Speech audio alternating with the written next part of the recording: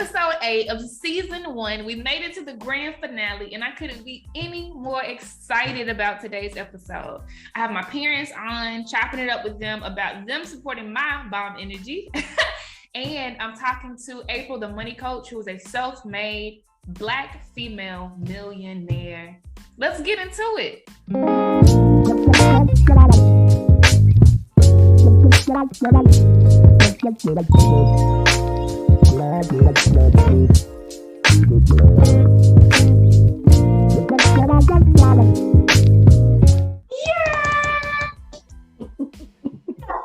Oh my gosh, everyone. I feel so special to have my amazing parents on this final episode of season 1 of That Casey Richardson Show.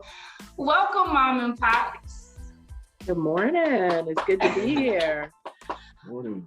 I'm so happy, y'all. I am so excited to have them on the segment of For the Record because, quite honestly, like, my parents are the GOAT on supporting mom energy. I don't know how they do it because I come up with a new crazy idea every quarter, but they've been extremely supportive. They've been extremely patient with me. I could cry right now. They have believed in me when so many other people have been so nervous about my ideas. So thank you so much, parents, in advance. And let's dive in because I believe that your perspective can help free a whole lot of people who are struggling to be so supportive. So, Mommy, I'm going to start with you. So on the date of January 14th, 2021, I sent you a text message that read, Africa this year, Ma. I came across this young Black woman's page who ended up staying a year in Bali, doing her business with her clients in the US, but living the life that she wants. Ma, you responded, "We have no problem with that. Do it now. You have no debts, no kids. It's just you. I encourage you to remember self-care and live your best life, whatever that may be. You have our full support. Just be safe." 3 exclamation points, y'all. We love you and are so proud of you. Ma, your response was so full of pure love. It was drenched in affirmation, encouragement, and support. And I can't imagine anything more perfect than the response you gave me. So my question to you is how, with so many young Black millennials who are fighting tooth and nail to be seen and heard and supported as they navigate uncharted territories, how are you able to support such a radical dream of mine? Well, first, we love you and we've always supported you. And you have always given thought to whatever it is that you wanted to do. And whatever choice you've made, whatever you've ever put your hands to has always been successful. So I figure, what do you have to lose? You know, I trust that your dad and I did the best that we possibly could and that you had to live your own life. That, of course, we did not want to transfer any of our fears onto you. So do it, do it. And vicariously, I think that your dad and I kind of lived through you. So we want to be a part of that. And if it epically fails, we are here to pick you up and hold your hand through it. But again, you've proven that you're more than ready to take on the world. And we just support that 100%, Always made great decisions. So it was easy. It was easy. Wow. This reminds me of the talks we used to have when I used to sit on your bathroom floor. You were like, let us not share those. Let's not share those. You have always been this supportive, you're right. And I'm so grateful. Thank you, Mom. Thank you for making me cry in front of everybody. Amen. So Pops, I want to pivot over to you.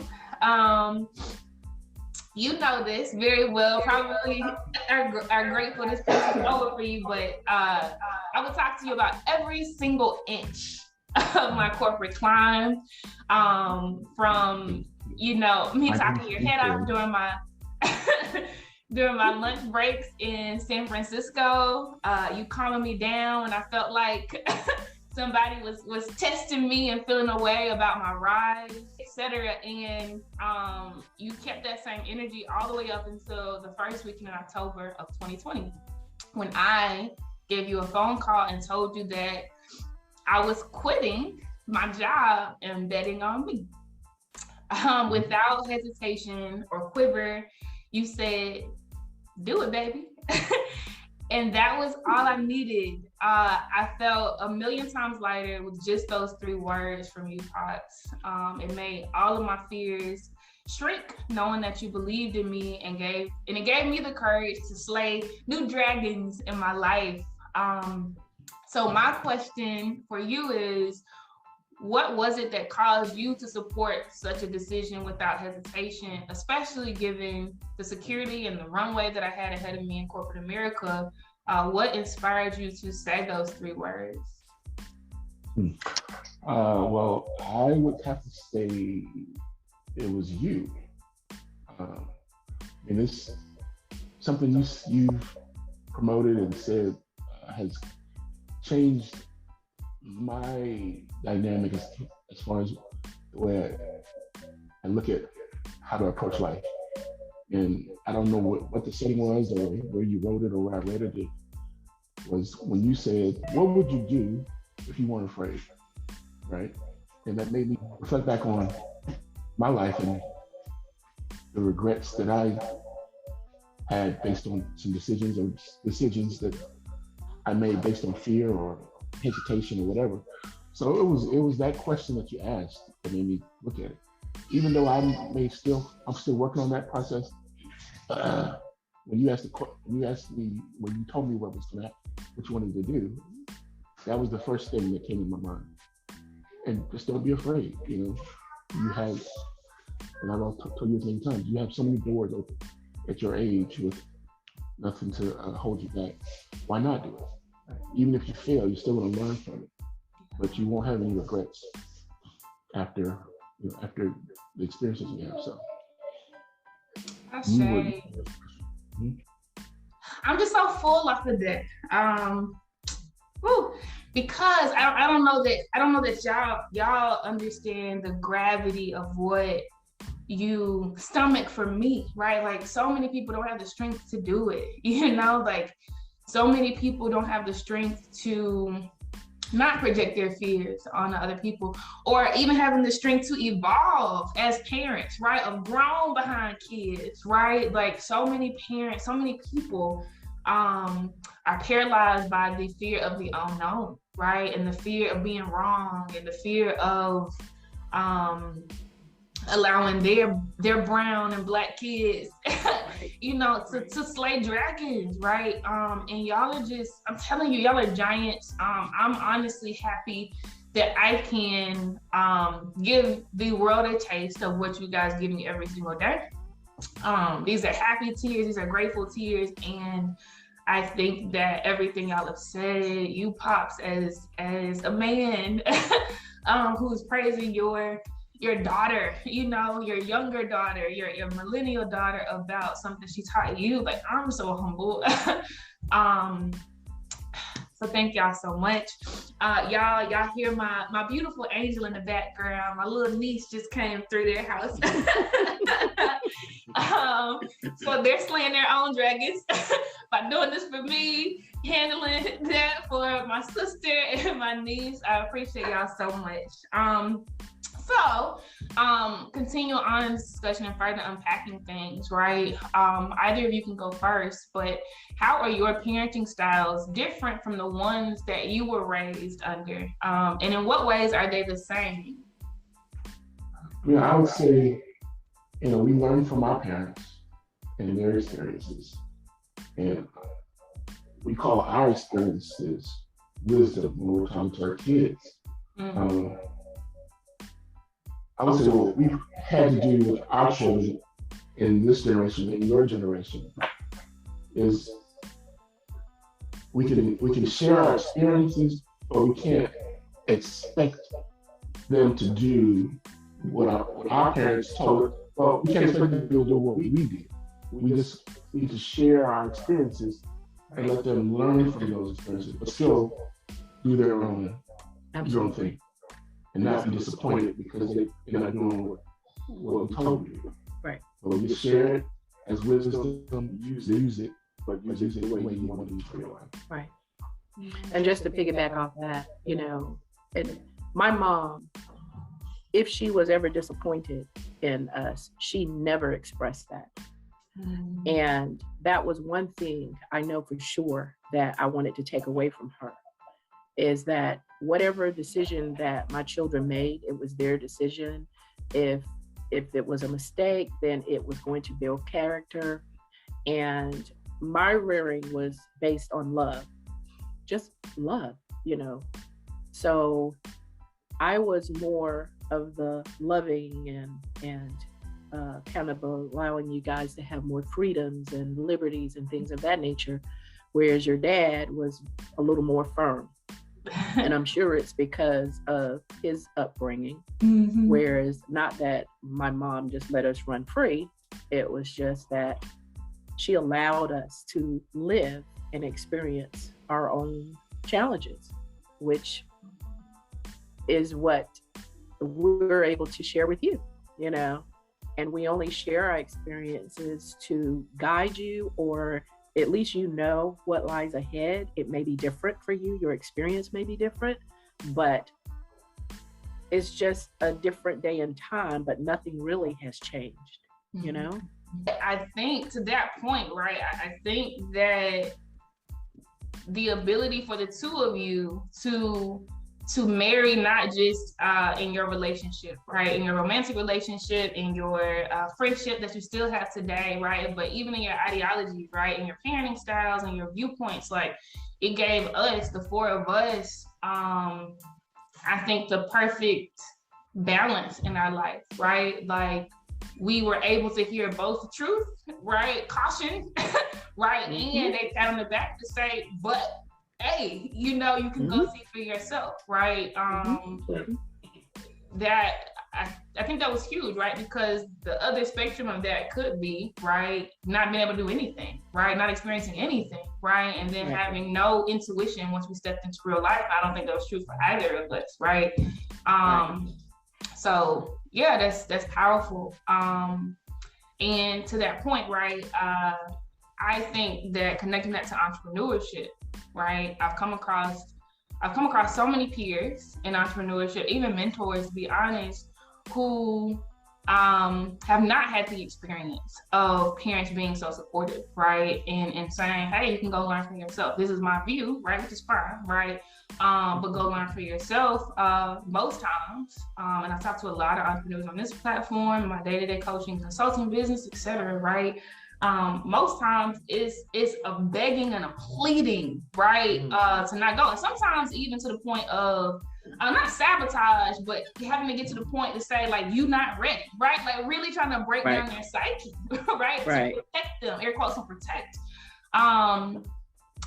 So I want you to leave these people, right? And when I say these people, I mean family members, right, who are trying their best to protect, love, shelter, block their loved ones from doing what it is that they want to do if they weren't afraid, right? What statements would you leave us with, but particularly talking to them? Ma, I'm gonna start with you. Set the record straight. I think that if I could say anything to parents that have raised millennials, is that we know that we live in a world where our little brown people are not protected, but if we keep them sheltered, or if we try to hinder them from moving forward, we're not doing the world any service. You going out and and pursuing your dreams and how radical you are about Black women, just Black, brown people, period. That's going to help change the world. You know, my fears are still there, but I try my best not to transfer those fears onto you, because there's not a day that goes by that I am not concerned that my little Black girls or my little Black boys, something is going to happen, because the world is a very ugly place. So all I can say to you is that let your children live their best life while they can, and whatever comes, it'll be okay. You know, those were my mom's favorite words to me, and it just comforted me. Baby, it'll be okay, you know, because I know that you're equipped. I know that you're prepared.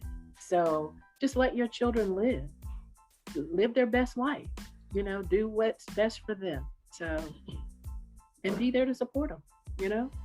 Yeah. That's good, Mom. I gotta tell you, I actually, I don't know if I told you this, but I sent the message that you replied to me with in January. I sent that to the lady, the stranger, who inspired me so much, and it brought her to tears. She was just like, oh my gosh, like what a perfect response. Like, I don't know if you know how blessed you are. like she was floored, right? Wow. So the fact that live your best life keeps showing up through and through in all of your responses, even what you are telling to parents and aunties and uncles, etc., like to allow your loved ones to live your best life, like you believed it in your bones, right? Like somehow you have that kind of compassion and love in your bones. So thank you for sharing that so much. Pops, what about you? What is your for the record statement and words that you would share with your peers? Okay, for the record, same kind of thing, but me and your mom came from a generation, as our previous generations, where we were basically taught what we can and cannot do. A social construct that kind of boxes in, right? And this new generation is telling us that box is not real, right? You know, one real example I wanted to say is when Obama got elected. I probably didn't say it out loud, but just like a lot of my generation and older, we were afraid.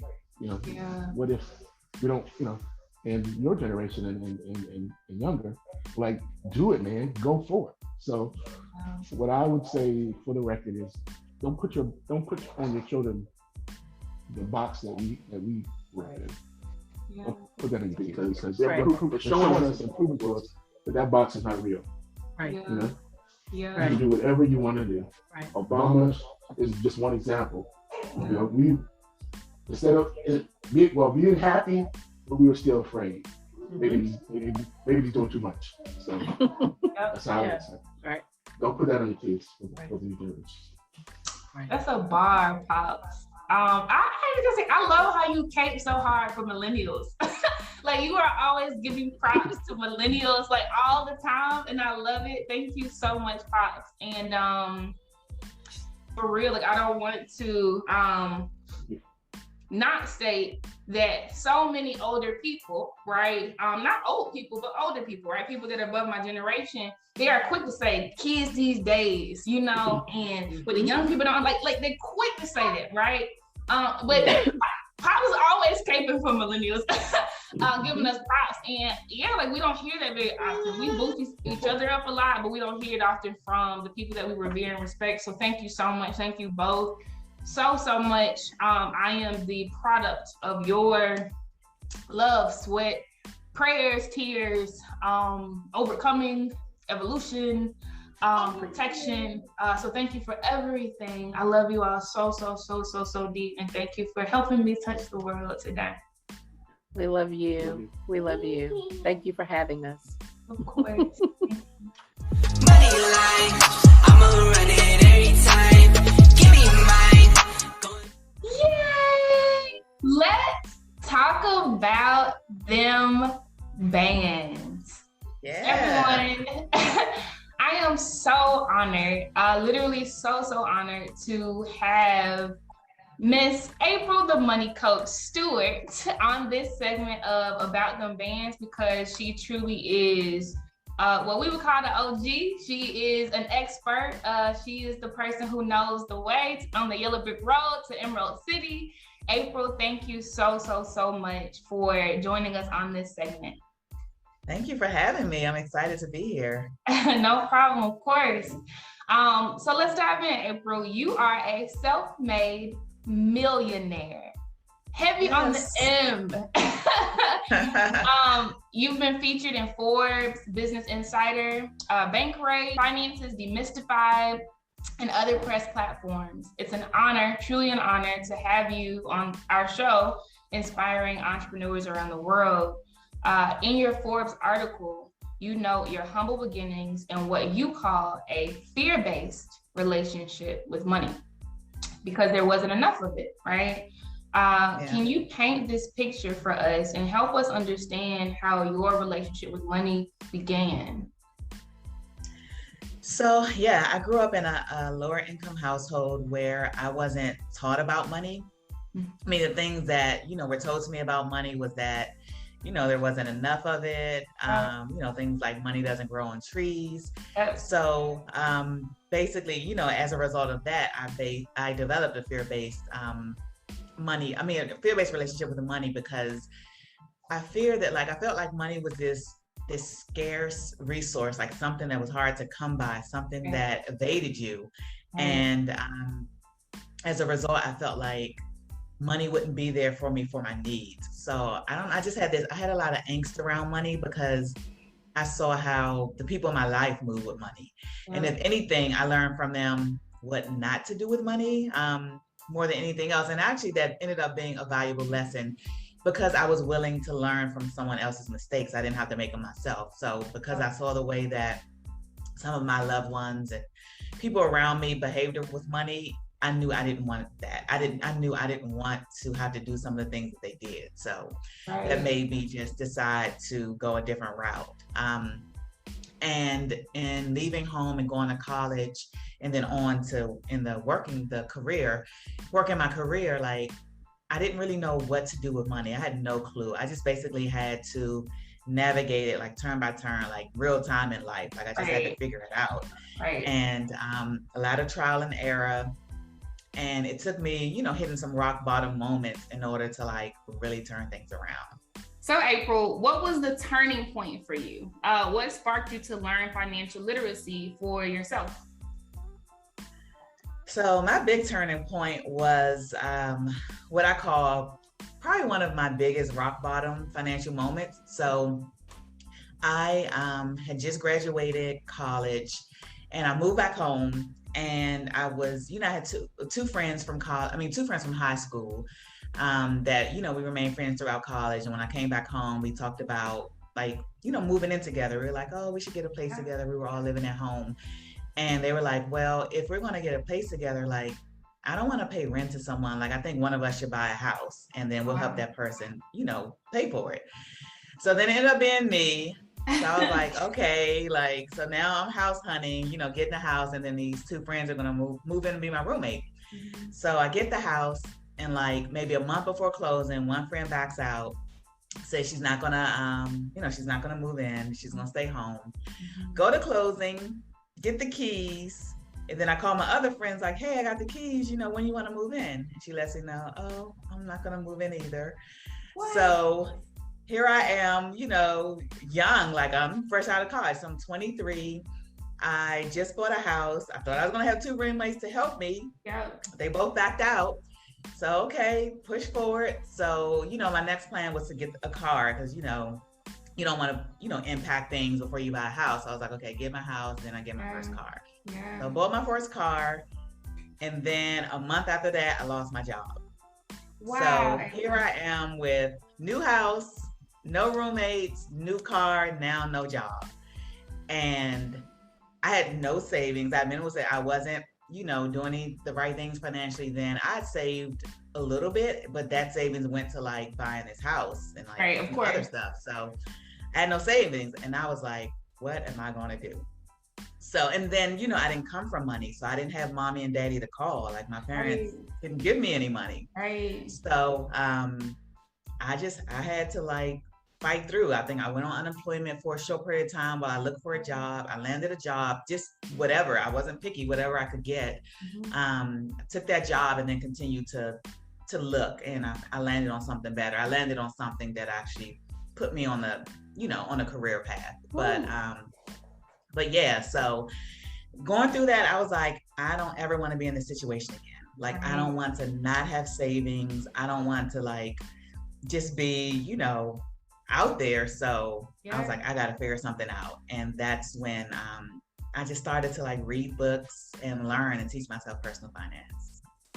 Man, I can't even imagine. Like, that's one thing after another. I'm so sorry that happened. Girl, yes. But you clearly persevered. So what is it that you do today to help other women, first of all, who probably are in very similar situations that you've gone through, right? But then on the other spectrum, to move from 6-figure incomes to 7-figure net worth? Yeah, so in my coaching program, that's what I help women with. I have a program called the Millionaire Money Plan Accelerator, where I help them to build their plan to become millionaires using their income alone. Yeah. And, the difference with me and like with my coaching is that a lot of times when we think of millionaires and we think of people becoming millionaires, it's normally through them being business owners. Yeah. So they, have high grossing, high income businesses. Right. But we don't really think about the 9-to-5 employee and them becoming wealthy or building wealth. Right. And that's who I targeted, because that's how I built, that's how I became a millionaire. It was as a corporate employee. Like, I just started this coaching business within the past 2 years, and I was, a millionaire years before that. So it was using my corporate income. And I teach them how to make their money make money. So I do this by helping them build their complete financial foundation. So things like their money mindset, their spending plan, how they spend their money, saving, debt elimination, wealth building, investing, and wealth protection as well. Because once you build your wealth, and as you're doing this, like, you want to do things to protect it. So, I'll talk to them about things like developing a trust, getting insurance, things like that, things that people that look like me don't talk about very often, and things that they don't think about and they don't do. And it's like, hey, here's this Black woman, young, natural hair, like, she's not what you would think about as like a millionaire or the face of wealth. Like, she's doing these things. I can relate to her. She came from a similar background as me. Let me listen to what she has to say. So I think, that's the way I like to teach that. And I think a lot of times in building our foundation, like, people sometimes want to pick and choose, like, oh, I don't need to do this, I don't need to do that, I don't have that much debt, or I don't have debt, when they actually do, but that is normalized. They don't think they need to eliminate it. So they want to pick and choose parts, what they need, what they think they don't need. But the mistake that we often make is that if there's a crack in your foundation, if there's a gap, then just even in one area, that could bring your house down. So I think it's important to really build out all the areas of your financial foundation. So I like to cover the full gamut. That's awesome. And you just noted, right? You're not the common face of wealth, right? But, right, like, it's so powerful for people to hear from a woman like you so they can see themselves in it.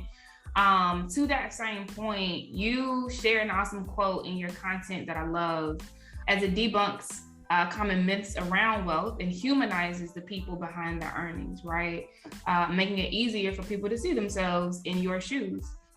That quote is, 25% of the people who earn more than $150,000 a year have less than $1,000 in their bank account. That's 1 in every 4 people who fall into this earning tier. Why would you say that this is the case? Yeah, I mean, it's really shocking. I mean, you would look at that and think it's really shocking, but the thing is, it's shocking, but it's not. And I think that the pandemic has shown us this. And I think before that, so I'm, based in, America, and I'm based specifically in DC. So the federal government is a big industry here. And we've had a couple of federal government shutdowns, and you see like over the past recent years, and like you see with each shutdown, people kind of in dire straits because once they're closed down, they're not getting that check right away. They have nothing to fall back on. And we've seen it also with the pandemic, like initially when things were closing down, like people not, maybe some people being sent home from work, people losing their jobs, things like that. And I've even heard stories of like entertainers and celebrity, like people that you think have so much money, they also were like in, a bind because they didn't have anything saved up. They didn't have anything to fall back on. I think it's because overall, we tend to live a high consumption lifestyle. Like we spend everything we make. And people aren't forward looking enough to realize that, a day may come where they look up and have nothing to show for all the money they've made. So I think people don't prioritize things like creating a plan for how they spend their money or even saving for life's emergencies. And I've heard with my own ears, like people tend to think a credit card is their emergency fund. And I've actually heard my own ears someone say that they don't need savings, they don't need an emergency fund, their credit card is their emergency fund. Wow. So if anything happens, they lose, they'll just charge it to their credit card. Right. And I mean, that's the exact wrong thing you want to do in the time of emergency, like create even more of an emergency, create even more debt, more angst and stress. So I definitely would have cautioned against that. But yeah, I think people think that it doesn't matter to have anything saved. I think another thing too is that in terms of debt, people, like as I mentioned before, people normalize it and they think that like having debt is not a big deal. You don't need to avoid debt, and if you're in it, whatever. But the thing is, they tend to say that, they tend to shun people who speak about being debt free or eliminating your debt. But the thing is, people also don't talk about how debt makes them feel. Yeah. And I have experienced with loved ones, like the stress and anxiety that they have around debt and some of the money choices they made. And I've actually had to coach and talk and encourage them through like the feelings they have because of the weight of debt. So I think that that's a big thing about society, is that we overspend, we don't save, and then we use credit cards and debt to further extend. We don't live within our means. We live beyond our means because we can take a credit card and just get whatever we want. Yeah, and I you're right. I think it's an American thing, right? Certain societies, right? Desensitizes conversations around debt or even high debt. But I was watching, this was years ago. I think I was still in college. I was watching an episode of one of those house buying shows. And all of the people in Brazil were buying homes in cash. If they did not have the cash, they weren't buying it. And I'm just like, wow, right? That's mind blowing. Different mindset, right? Like it's not even a question about credit, right? I'm in Africa. I've seen the same thing in like Tanzania. They're like, there's no talk about credit. It's just like, you can pay me these 4 payments over the next 3 years and you own the house. I'm just like, wow. I love that you highlight that, and you're right, like this stuff needs to be at the intersection of wellness as well, right? Like what is keeping you up at night? What is causing you angst? Like that's a sign that it should be eliminated. I think you're 100% correct. So for Black women who want to become a millionaire, where should they start? What are the practical things that they should do today to strategically manifest this attainable goal? Well, first, I would say get insight into your spending. That was my starting point, and that was like a major eye-opener for me, because before I started to use a spending plan, a monthly spending plan or budget, some people may call it, I just had no insight into what my money was doing. My money was a black hole. And for that reason, it just came and went. Like I wasn't really controlling it. I wasn't really maximizing it, the use of it. So I would say that's the first thing you need to do is, get a spending plan. Also, eliminate your debt, as we were just talking about. that get that peace of mind from not being under the weight of debt. Also, debt drags down your net worth, and it also drags down your peace of mind. So I'll take a quick second. I know we're talking about being a millionaire, and I want to explain what being a millionaire is and what net worth is, because people have conceptions of what they think a millionaire is, or what it means to be a millionaire. And some people think, you have to have $1 million in the bank, or you have to make $1 million. Like you have to have $1 million business. Mm-hmm. $1 million is basically if you have a net worth of $1 million, or millionaires, if you have a net worth of $1 million, and your net worth is your assets, not your liabilities. Okay. So your assets are things like the value of your home, like the equity in your home, property you own, mm-hmm. Your bank accounts, if you have stock, your portfolio accounts, your investments, things like that. So those are your assets. Your liabilities are things like debt. What else? Debt, credit cards, student loans, all of those things. So if you take what you own minus what you owe, and subtract that, and whatever number you have, that's your net worth. So once your net worth is $1 million or more, then you're a millionaire. So it's not about your income. None of those things really factor into being a millionaire. Mm-hmm. So of course, eliminating your debt, that's part of the equation, that's your liabilities. Right. So getting that data out of the picture, that will automatically increase your net worth. So that's definitely a way to build wealth. And then lastly, I would say invest. I think one of the best and the quickest ways to becoming a millionaire and building wealth is through investing. You need to do more than save. Your money needs to grow. Right. You need to use the power of compound interest. So definitely you need to invest. Right. Those were heavy gems, sis.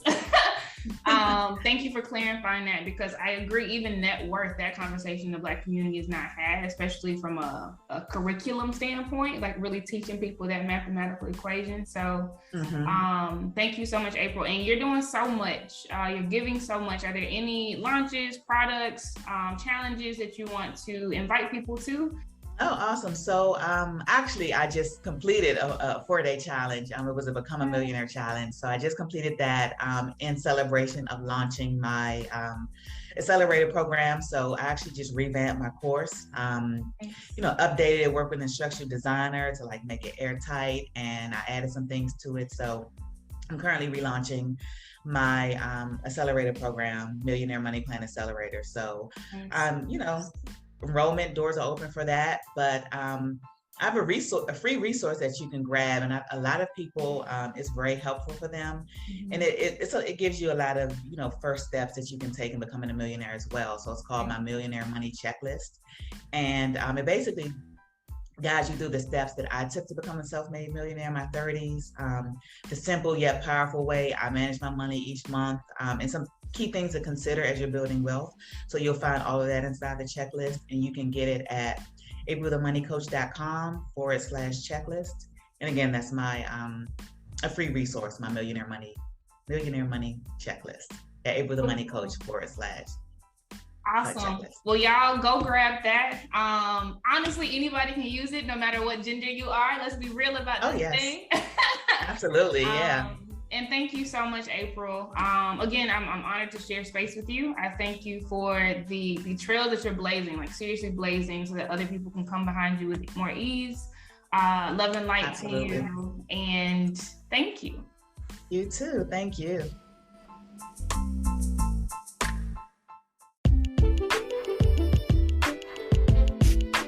Blaze Business Intensive is the 6-week business management course for Black women. Enroll today by going to blazebusinessintensive.com.